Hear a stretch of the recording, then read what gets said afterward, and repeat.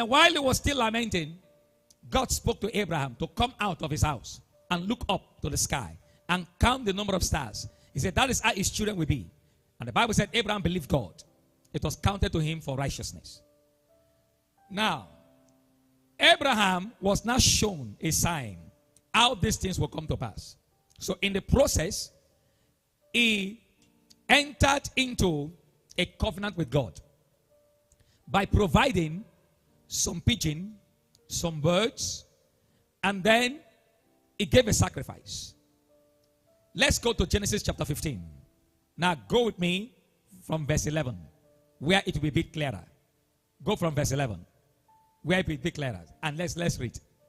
And when the fowls came down upon the carcass, that is those animals or the fowls that Abraham had killed for the sacrifice he did, entering a covenant with God. When the fowls came down upon the carcasses, Abraham drove them away. Verse 12. And when the sun was going down, a deep sleep fell upon Abraham.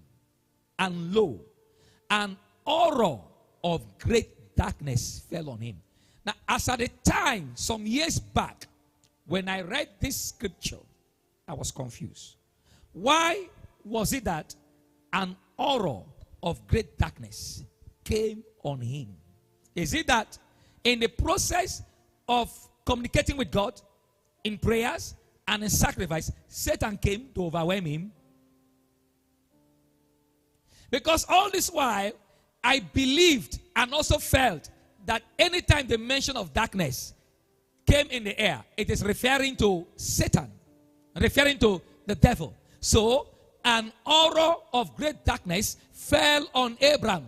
So for me, I felt Satan came and dwelt right there where Abraham was. But the next verse tells you that it was not Satan. Let's go to the next verse. Continue, please. The next verse.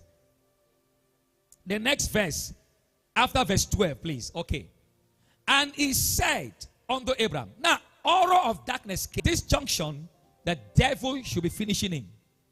But we hear a voice that is not the voice of the devil. And he said unto Abraham, know of a surety that thy seed shall be a stranger in a land that is not theirs. This is God speaking now. So that means